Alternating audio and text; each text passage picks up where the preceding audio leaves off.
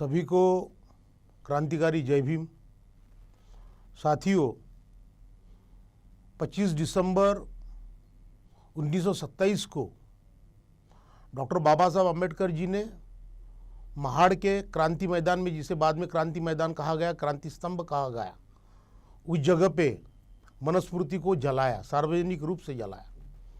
इस जलाने के पीछे बाबा साहब की जो विचारधारा थी, वो विचारधारा ये इस देश के अंदर मनुस्मृति ने जिस तरह का अमानुषी मूल्यों को लेकर यहाँ के शूद्र, अतिशूद्र और यहाँ की महिलाओं को जो गुलाम बनाया था, उसके खिलाफ की और उनको आज़ाद करने की ये विचारधारा थी। और इसी विचारधारा को लेकर हम आज इस वक्त भी उसी मनुस्मृति को पूरी तरह खारिज कर रहे हैं। उसको बार बार जलाने की ज़रूरत है, इसलिए कि वो दिलों में बसी है कई लोगों के, और इस दिल में बसे हुए क्योंकि जो शोषण करना चाहते हैं, जो यहाँ ब्राह्मणवाद लाना चाहते हैं, जो ब्राह्मणी वर्चस्व को सर्वस्तरीय स्थापित करना चाहते हैं, उन सब के दिलो दिमाग में ये मनुस्मृति बैठी है। और इसलिए इसको बार बार जलाना और उस दिन को एक ऐतिहासिक और क्रांतिकारी दिन के रूप में यहाँ के शूद्र, अतिशूद्र और महिलाओं ने मनाना, ये आज ज़रूरत है। और आज के दौर में तो ये इतनी ज़रूरत है इसकी, मनुस्मृति को नकारने की, उसको जलाने की, कि आरएसएस ने एक सांस्कृतिक राष्ट्रवाद के नाम से और हिंदू राष्ट्र के नाम से अपनी खुद की संहिता बनाई है। और वो संहिता यानी वो एक उनका कॉन्स्टिट्यूशन है। वो कॉन्स्टिट्यूशन पूरी तरह से उन्होंने मनुस्मृति के ऊपर, उनके जो मनुस्मृति में जो भी विचार है, मनुस्मृति में जो भी कानून है, और मनुस्मृति ने जिन कानून के तहत यहाँ के ब्राह्मणवाद को और यहाँ ब्राह्मणी व्यवस्था को पूरी तरह से लागू किया और हज़ारों साल तक उस व्यवस्था को कायम रखा, उसी व्यवस्था को कायम रखने के लिए ये फिर से पुरजोर तरीके से, पूरे ताकत से काम कर रहे हैं। इसलिए मैं 2 लाइनें उसमें बोलूँगा। मनुप्रणीत अमानुषी मूल्यों को जलाना है निरंतर। मनुप्रणीत अमानुषी मूल्यों को जलाना है निरंतर। ब्राह्मणी आतंकवाद को दफन करना है निरंतर। ब्राह्मणी आतंकवाद को दफन करना है निरंतर। सांस्कृतिक राष्ट्रवाद को करना है हद-पार। सांस्कृतिक राष्ट्रवाद को करना है हद-पार। इस शोषण व्यवस्था पर, इस शोषण व्यवस्था पर करना है फुले आम्बेडकरी वार। फुले आम्बेडकरी विचारों का वार कर ही हम ये जो मनुवादी व्यवस्था है, इस मनुवादी व्यवस्था को हम खत्म कर सकते हैं। और मनु ने इस मनुस्मृति में जो भी लिखा है, मैं आपको उसका कुछ अंश बताना चाहता हूँ। उसमें पहले अध्याय में उन्होंने लिखा है, ब्राह्मणों जयमानो ही पृथिव्यामधिजायन्ते ईश्वरः सर्वभूतानां धर्मकोशस्य गुप्तये सर्वस्व ब्राह्मण से दम यत् किंचित जगति गतम श्रेष्ठ येना भीजन देदम सर्व वै ब्राह्मणो हर्ति स्वमेव ब्राह्मणो भुक्ते स्वबस्ते वस्ते स्वयं ददाति अनाश स्वाद ब्राह्मणस्य भुजते हितरे जनाः। इसका मतलब ये होता है, जो भी उत्पन्न होता है ब्राह्मण करके पृथ्वी में, वो सर्वश्रेष्ठ होता है। पृथ्वी पे जो भी ब्राह्मण करके जन्म लेता है वो सर्वश्रेष्ठ होता है, और सर्व धर्म समूह के रक्षण का वो प्रभु होता है। सर्व धर्म का जो रक्षण होता है, उनके धर्म का जो रक्षण होता है, उसका वो प्रभु होता है। और इस दुनिया के अंदर में जितना भी धन है वो सभी ब्राह्मणों की संपत्ति है। दुनिया का सारा धन ब्राह्मणों की संपत्ति है। क्यों? कि ब्राह्मण ये कुल से और जन्म से श्रेष्ठ होता है, इसलिए वो दुनिया के अंदर जितनी संपत्ति है उसका स्वामी होता है। और जो दूसरों से खाता है ब्राह्मण, वो खुद का ही खाता है, और जो वस्त्र दूसरों से लेता है वो खुद के ही लेता है, और जो दूसरों को देता है वो खुद का ही देता है। यानी ब्राह्मण किसी से कुछ लेता नहीं, ब्राह्मण किसी से कुछ देता नहीं, वो खुद का स्वयं का ही है। क्योंकि पृथ्वी के ऊपर में जितना भी सारा धन है, जितनी भी सारी संपत्ति है, उस सारे धन का, उस सारे संपत्ति का मनुस्मृति के अनुसार धनी केवल ब्राह्मण है। क्यों? कि वो ब्राह्मण कुल में जन्मा है और वो कुलीनता के कारण वो श्रेष्ठ है। और इस तरह से और जो लोग खाते हैं बाकी के लोग, वो सिर्फ ब्राह्मणों के दया पर जीते हैं। ब्राह्मणों के दया पर ही उनको जो कुछ खाने को मिलता है वो ब्राह्मणों के दया के कारण मिलता है। इस तरह का ये पहले अध्याय में लिखा गया है मनुस्मृति के। उसके आगे वो लिखते हैं न शूद्राय मति। देखो शूद्रों के बारे में क्या लिखा है मनुस्मृति में। न शूद्राय मति दधोनिच्छिष्टम न हविष्कृतम न चास्योपदिशे धर्म न चास्य व्रत म दिशेत यो हास्य व्रस्य धर्म मा चेष्टे यशै वदिशति व्रतम सो संवृतम नाम तमा स नैनैव मज्जति। इसका मतलब यह है कि शूद्रों को ज्ञान नहीं देना चाहिए, शूद्रों को ऐसी कोई चीज नहीं बतानी चाहिए कि जिसके कारण उसका उत्थान हो। जो शूद्र दास नहीं है उसको जो अपन झूठन है वो झूठन तक नहीं देनी चाहिए, उसको खाने को झूठन तक नहीं देनी चाहिए। या होम हवन से जो बचता है वो तो उसको देना नहीं चाहिए, उसको किसी भी तरह का धर्मोपदेश नहीं देना चाहिए। और उसको प्रायश्चित्त करने के लिए भी कोई व्रत बताना नहीं चाहिए। और जो धर्म, जो शूद्रों को धर्म बताता है या व्रत कैसे करना ये बताता है, वो असंवृत नाम के गहन नरक में जाता है। असंवृत नाम के गहन नरक में वो जाता है।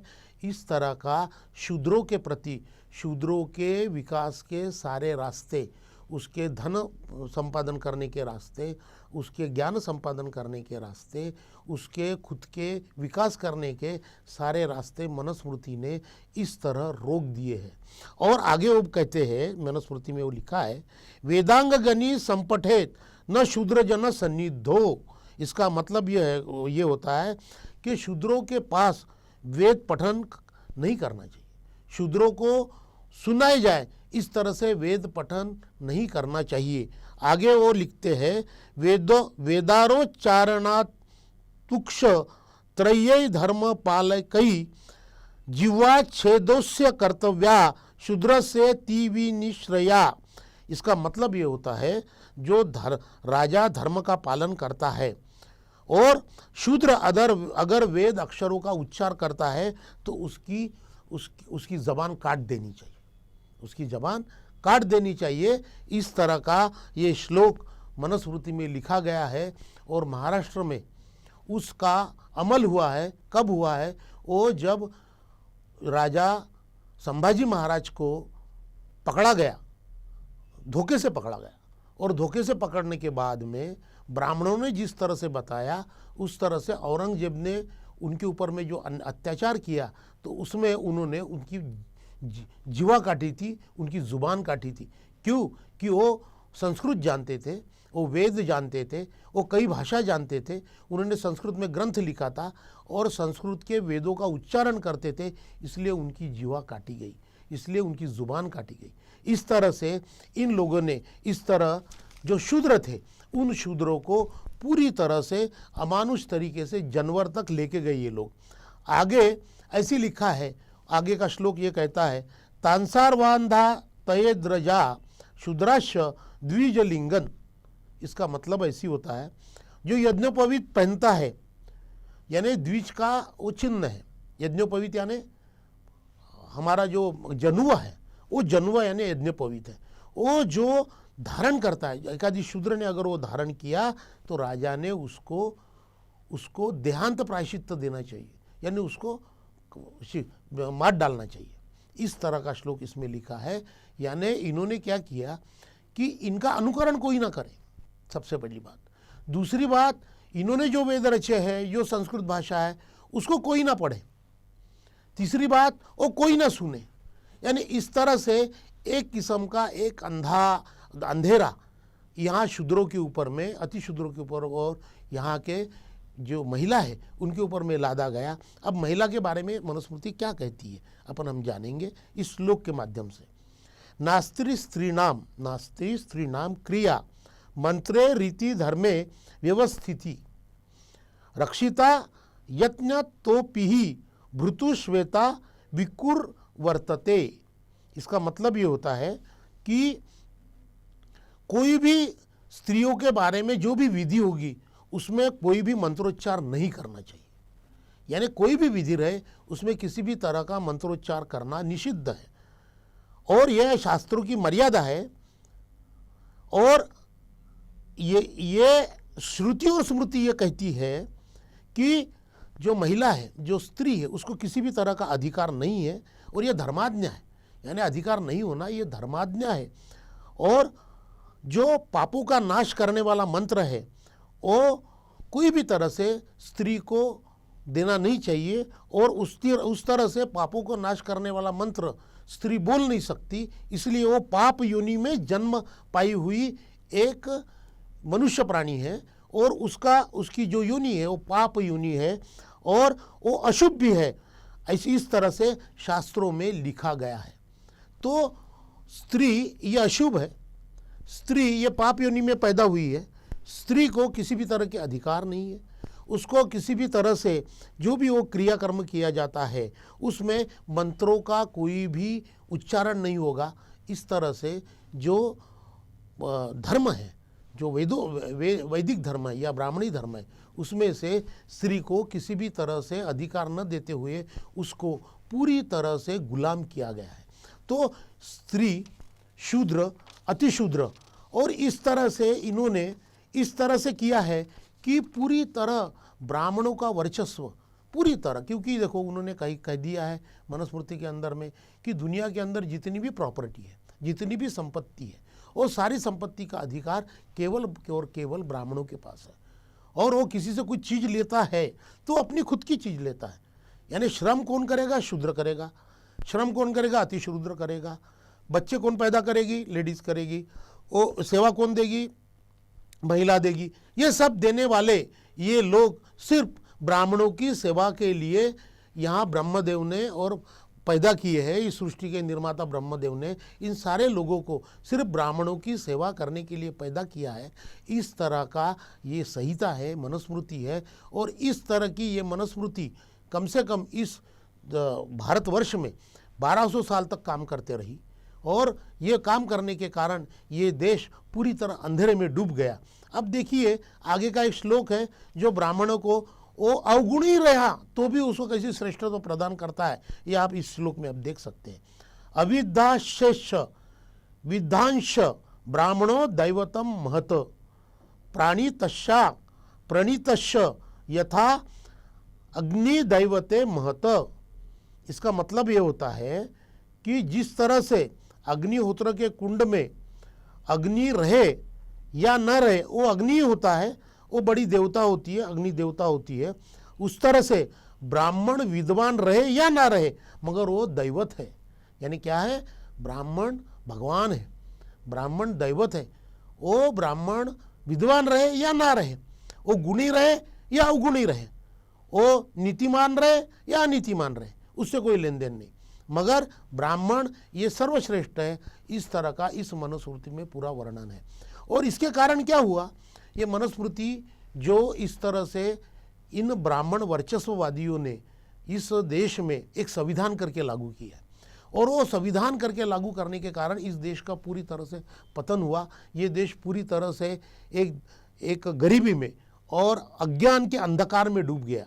नहीं तो इस देश के अंदर में कई यूनिवर्सिटीज़ थी, तक्षशिला थी, विक्रमशिला थी, नालंदा थी, कई यूनिवर्सिटीज़ थी। यूनिवर्सिटी दुनिया को यूनिवर्सिटी की कंसेप्ट ही भारत ने दी और वो भारत की कंसेप्ट यूनिवर्सिटी होने के बाद और यहाँ बाहर के देशों के लोग पढ़ने को आते थे तो इसमें अंधेरा छाने का, इसमें अंधेरा डालने का और वो यूनिवर्सिटी को ख़त्म करने का कोई काम किसी चीज़ ने किया होगा तो मनुस्मृति के अमल ने किया।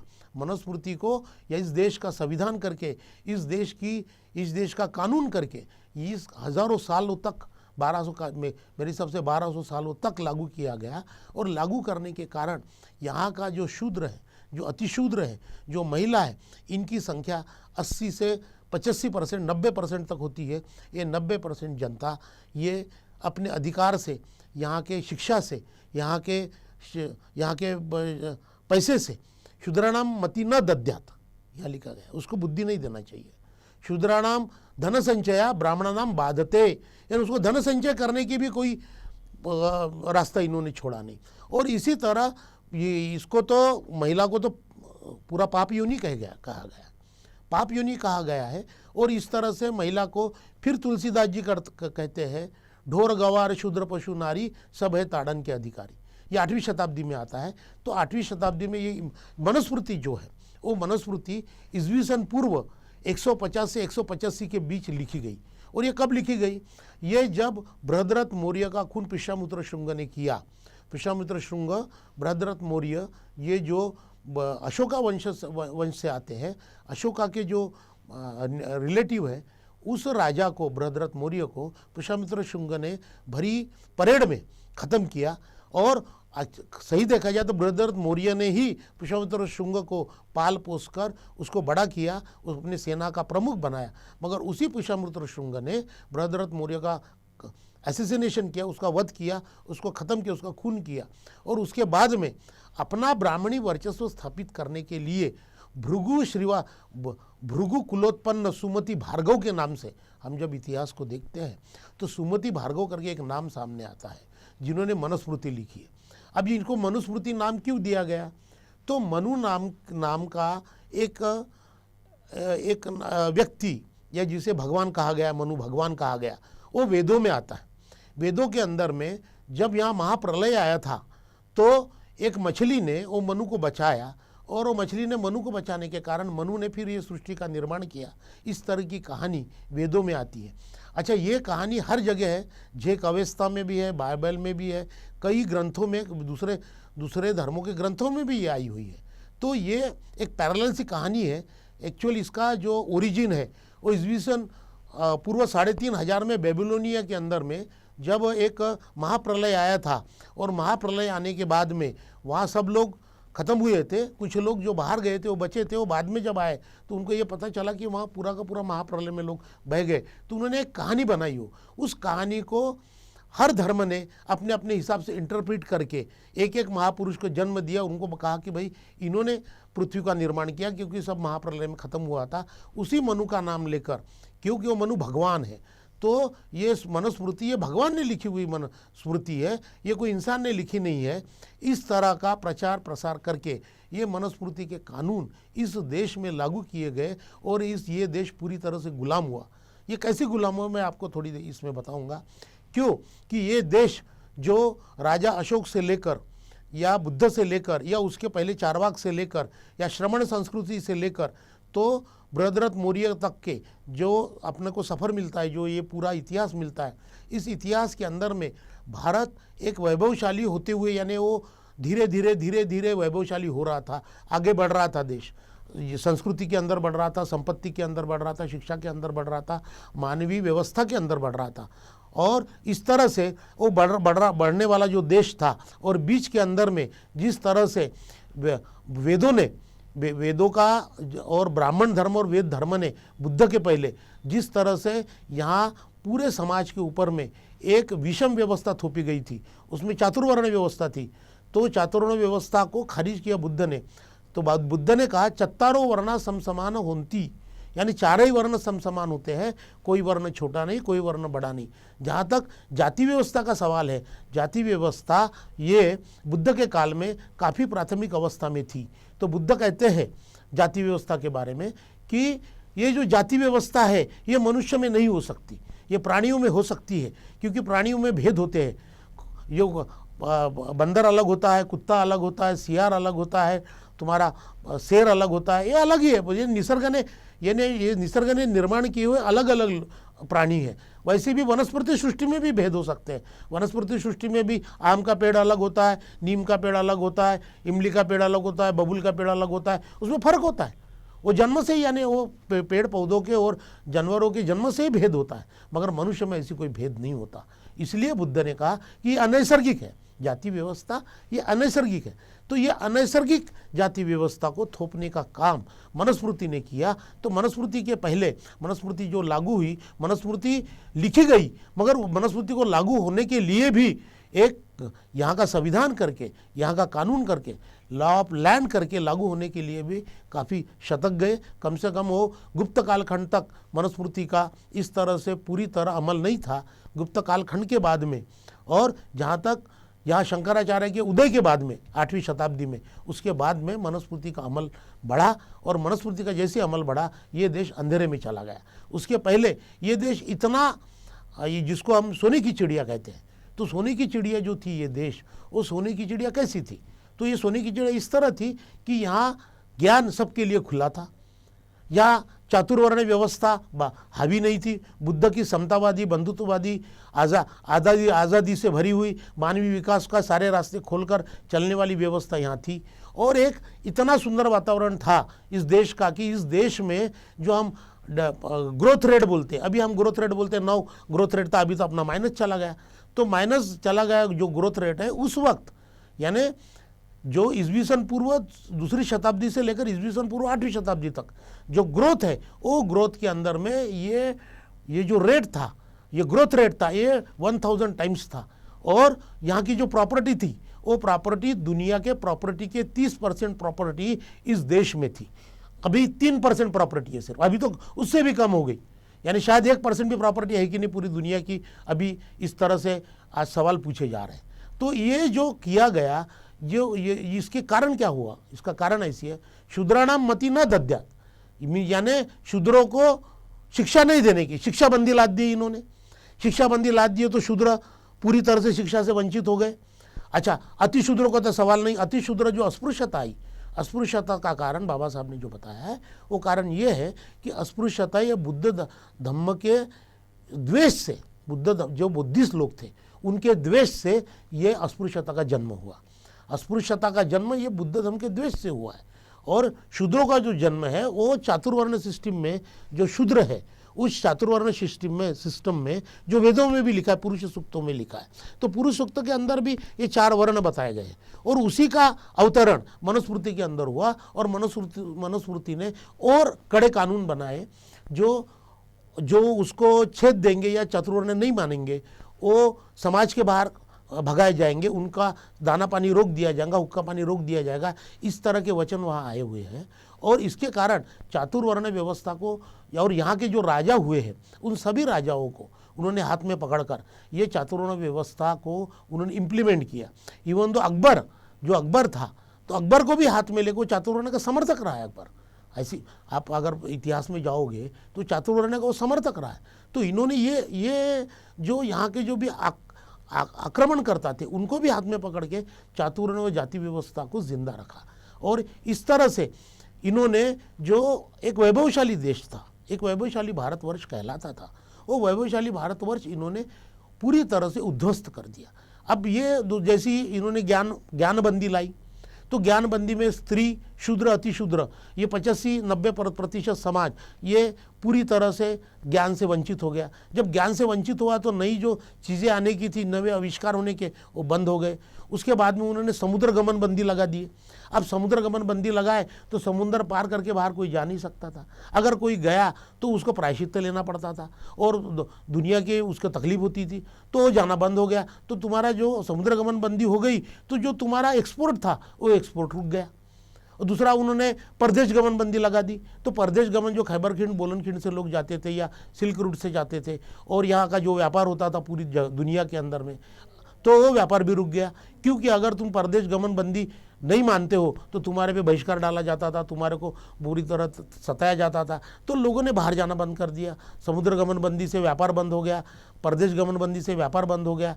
और इधर के जो ज्ञान था वो ज्ञान खत्म हो गया। यूनिवर्सिटी जलाई गई। बख्तियार खिलजी ने यूनिवर्सिटी जलाई, नालंदा यूनिवर्सिटी जलाई, ऐसी बोला जाता है। पर बख्तियार खिलजी को जो बताया गया कि यहाँ सैनिकों का प्रशिक्षण होता है, उसको बख्तियार खिलजी तो अनाड़ी था, उसको मालूम नहीं था, तो उसको बताया गया, ब्राह्मणों ने बताया कि और उसके पहले आजू बाजू के जो हिंदू राजा थे उन्होंने भी उसको धमकी दिए थे, और जो भी व्यापारी लोग उसको दान देते थे वो दान रोका गया, और इस तरह से उस यूनिवर्सिटी का पूरा पतन करने में ब्राह्मणी व्यवस्था ने पूरा काम किया। क्योंकि ब्राह्मणों को ये चाहिए कि ज्ञान की ठेका हमारा है, ज्ञान का ठेका हमारा है, और ज्ञान हमारे पास रहेगा, बाकी लोग सिर्फ हम जो बोलेंगे वो सुनेंगे, हम जो बोलेंगे उसको एक आखिरी आदेश करके मानेंगे और उसी तरह से वो चलेंगे, और इनके पूरे करतूत के ऊपर में इनको जो पसीना बहाते, खून बहाते, इनके ऊपर हम बैठ के खाएंगे। तो इस तरह से इस व्यवस्था को इन्होंने लादा। इस व्यवस्था ने इस देश को पूरी तरह से गुलामी में ढकेल दिया। यहाँ कई आक्रमणकर्ता है, उन सारे आक्रमणकर्ताओं ने हमारे पे राज किया। यहाँ का आखिरी का आक्रमणकर्ता जो रहा वो अंग्रेज रहा। तो अंग्रेजों का भी इन लोगों ने सबसे पहले स्वागत किया। जब शनिवार वाड़ा का जो यूनियन जाक जो फड़काया गया और वहाँ से जो केसरिया निकाला गया, तो वो नाथू नाम के ब्राह्मण ने किया, और नाथू नाम के ब्राह्मण ने पहली बार वहाँ यूनियन जाक फड़काया। और इन्होंने अपने प्रवचनों में, अपने कीर्तनों में ये बताया कि भगवान ने ही अंग्रेजों को हमारे पर राज करने को भेजा है, और इन्होंने नाच कर गा कर अंग्रेजों का स्वागत किया, और अंग्रेजों से बड़ी बड़ी इन्होंने डोनेशन लिए, ज़मीनें लिए, अधिकार पद लिए। और बाद में जब अंग्रेजों ने इनके ब्राह्मणी वर्चस्व के खिलाफ में या कानून बनाना चालू किया, यानी पहली बार जब एक आदमी को, यानी ब्राह्मण हत्या ब्रह्म हत्या महापापम, यानी ब्राह्मण की हत्या की नहीं जा सकती, चाहे वो कितना भी बड़ा दोषी हो, चाहे वो कितना भी बड़ा उसने गुनाह किया हो, मगर उसको हत्या नहीं करने की, उसको फांसी नहीं देने की। इस तरह का जो विधान था उसको छेद देने का काम अंग्रेजों ने किए। और पहली बार एक बलात्कार के केस में उन्होंने, जहाँ तक मेरा 1782 में एक ब्राह्मण को फांसी दी, और तब से जाकर इन लोगों का ऐसी लगा कि अभी ये खुद के कानून बना रहे हैं, और इस कानून से हमारा जो मनुस्मृति का कानून है इसको ये ख़त्म कर रहे हैं, छेद दे रहे हैं, तो अभी इनके खिलाफ खड़ा होना चाहिए। और फिर इन्होंने वहाँ से अंग्रेजों के खिलाफ लड़ाई चालू की। 1857 की जो लड़ाई है, जो मंगल पांडे ने क्यों लड़ा, वो तो सिपाही था अंग्रेजों का सिपाही है, सिपाही बनने में उसको कुछ बुरा नहीं लगा, मगर वो गाय की चर्बी का कारतूस तोड़ रहा है, इसको लेके, यानी धर्म के अंदर में वो हमारे ये कर रहे हैं, बदलाव कर रहे हैं या पोल्यूट कर रहे हैं हमारे धर्मों को, ये उसके दिमाग में जब आया तब जाके उसने वहाँ रिवोल्ट किया। तो ये सारी चीज़ें, वासुदेव बड़वन फड़के ये भी पहले अंग्रेज की फौज में था। तो ये सारे लोग पहले अंग्रेज के साथ में रहे, अंग्रेजों को इस्टेब्लिश किया, पर अंग्रेजों ने जब इनका वर्चस्व अमान्य किया, और वो वर्चस्व अमान्य करने के लिए कुछ कानून लाए, तो इन्होंने अंग्रेजों के खिलाफ में यहाँ एक बगावत की, या आंदोलन चालू किया। वो फिर कांग्रेस में भी आए, कांग्रेस में उनका ही वर्चस्व रहा, अभी भी उनका ही वर्चस्व है, सभी जगह उनका वर्चस्व है। और इसको ख़त्म करने के लिए बाबा साहब ने 1927 में 25 दिसंबर को ये मनुस्मृति जलाई। क्यों? कि इस देश के गुलामी का कारण, इस देश के 90% लोगों के गुलामी का कारण, इस देश के 90% लोगों के गरीबी का कारण, इस देश के 90% लोगों के पिछड़ेपन का कारण, वंचितता का कारण ये मनुस्मृति रही है। और इसलिए बाबा साहब ने इस संविधान को, जो ब्राह्मणी संविधान है, हम ब्राह्मणी संविधान बोलेंगे उसको, इस ब्राह्मणी संविधान को ख़त्म किया, जलाया। और बाबा साहब ने इस देश में 26 जनवरी 1950 में एक मानवतावादी, एक समतावादी, एक भाईचारे वाला, एक आज़ादी से भरा, मानव जाति के हर वर्ग को, हर मानव को, उसमें फंडामेंटल राइट्स भी दिए बाबा साहब ने, हर वर्ग को, हर व्यक्ति को, व्यक्ति केंद्रीय है हमारा, वर्ग केंद्रीय तो वर्ग तो है ही, पर व्यक्ति केंद्रीय संविधान है हमारा। इस व्यक्ति केंद्रीय संविधान ने हर व्यक्ति को अपना विकास करने के लिए पूरे रास्ते खोल दिए। और ये पूरे रास्ते जब बाबा साहब ने खोले इस संविधान के माध्यम से, तब जिन्होंने मनुस्मृति के जरिए हजारों साल तक राज किया, उन्होंने ये कसम खाई कि हम इस संविधान को ख़त्म करके रहेंगे। और उसी वक्त उन्होंने, जो आरएसएस आज कहलाती है, आरएसएस को यहाँ उनका संविधान ऑलरेडी तैयार है, उनका संहिता तैयार है, उन मनुस्मृति के सारे आयामों को लेकर उन्होंने अपनी घटना बनाई हुई है। और वो घटना 2004 में लोकसभा के अंदर में, मेरा जहाँ तक मुझे याद है, लोकसभा के अंदर में उन्होंने बनाई हुई जो मनुस्मृति के कानून के अनुसार बनी हुई घटना है, उस घटना को बाला साहब आम्बेडकर ने सभी लोकसभा के अध्यक्ष के सामने रखा था कि भाई इस तरह से देखिए, इस तरह से ये घटना इन लोगों ने, आरएसएस ने बनाई है और ये देश को फिर गुलाम करने जा रहे हैं, यहाँ के 90% लोगों को गुलाम करने जा रहे हैं, तो उसके संज्ञान लिया नहीं गया। कांग्रेस ने उसका कोई संज्ञान नहीं लिया और उसके ऊपर में किसी तरह का प्रतिबंध नहीं डाला। और जो ताकतें थी जो ये इस तरह से इस देश में ये संविधान बदलकर अपना मनुस्मृति प्रणीत संविधान लाना चाहती थी, उसको किसी तरह से रोका नहीं गया। और आज अवस्था ऐसी है, हम जब 2020 में बात कर रहे हैं, तो अपना जो संविधान है, जो लिखित संविधान है, सबसे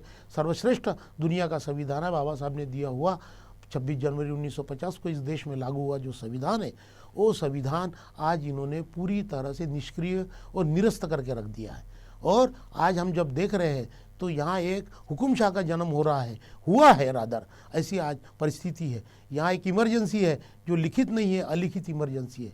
और इस तरह से इस देश में फिर से मनुस्मृति का कानून लाने की कोशिश पूरे ताकत से हो रही है। अगर इस देश का SC, ST, OBC, VJNT, DT और हमारी महिलाएं अगर जागरूक नहीं हुई तो फिर से इस देश में अंधेरा छाएगा और फिर से हम सब लोग गुलाम हो गए। यहाँ तक कि CA, NRC के माध्यम से हमारा जो मताधिकार है वो भी निकाला जा सकता है और निकालने की पुरजोर कोशिश हो रही है। और इस देश में जैसे कि गोलवलकर जी ने लिखा है बंच ऑफ थॉट में कि हमको टू नेशन थ्योरी चाहिए, टू नेशन थ्योरी। और टू नेशन थ्योरी क्या है?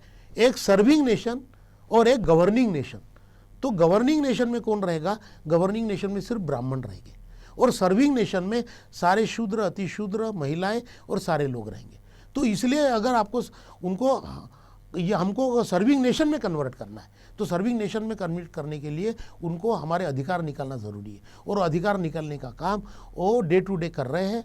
इस तरह से हमारा संविधान, हमारा आरक्षण जा रहा है, हमारे सारे प्राइवेटाइजेशन हो रहा है जहाँ, और वो प्राइवेटाइजेशन होकर कुछ मुट्ठी भर लोगों के हाथ में इस देश की पूरी संपत्ति जा रही। आज भी 73% प्रॉपर्टी जो है वो 1% लोगों के हाथ में है और यहाँ के 43% लोग ये भूमिहीन, उनके पास कोई ज़मीन नहीं है। तो इस तरह की विषमताएं आज है, मगर इसके आगे की विषमताएं इससे भी भयंकर रहेगी। और हो सकता है फिर से अगर नए रूप में ये टू नेशन थ्योरी के रूप में हम सर्विंग नेशन बन जाएंगे, वो गवर्निंग नेशन बन जाएंगे और फिर से हम उस गुलामी के अंधेरे में ढकेले जाएंगे। तो इसको रोकना अगर है तो बाबा साहब ने जो मनुस्मृति जलाई है 25 दिसंबर 1927 को, उस मनुस्मृति को फिर से और उस मनुस्मृति के आयाम लेकर, मनुस्मृति के संदर्भ लेकर, मनुस्मृति के अपने विचार लेकर और मनुस्मृति के अंदर जो ब्राह्मणी वर्चस्व है उसको लेकर अगर कोई कानून व्यवस्था या कोई प्रशासन व्यवस्था या कोई न्याय व्यवस्था या कोई पार्लियामेंट्री व्यवस्था काम कर रही है तो उसके खिलाफ में खड़े रहना, एक जन आंदोलन के रूप में खड़े रहना, यही सही इस घटना को, जो क्रांतिकारी घटना बाबा साहब ने 25 दिसंबर 1927 को की है, उसको सही मायने में हम याद कर रहे हैं। ऐसी होगा, वरना हमारा जो भविष्य है वो अंधकारमय रहेगा। इतना बोलता हूँ, रुकता हूँ। सबको जय हिंद।